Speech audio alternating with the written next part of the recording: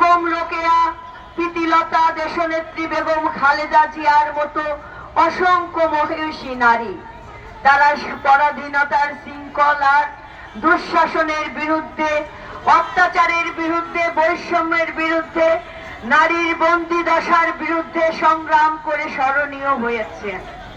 আমরাও তাদের সেই পথ লক্ষ্য করে আমাদের এই প্রিয় মাতৃভূমিতে সকল মা বোনের ব্যক্তিগত, পারিবারিক ও সামাজিক সুরক্ষা নিশ্চিত করার প্রত্যয় বুকে নিয়ে এই সামাজিক আন্দোলনে সামিল হয়েছি। ধর্ষক সে যেই হোক, নারী নির্যাতনকারী সে যেই হোক, নারীকে অচলায়তনে বন্দী করার ষড়যন্ত্রকারী সে যেই হোক, এই বাংলাদেশের মাটি থেকে আমরা তাদের মূলোৎপাটন করে ছাড়বই। আমরা সেই সংগ্রামের সূচনা করছি। জেগে ওঠো সাথী, বন্ধু, সচেতন নারী সমাজ।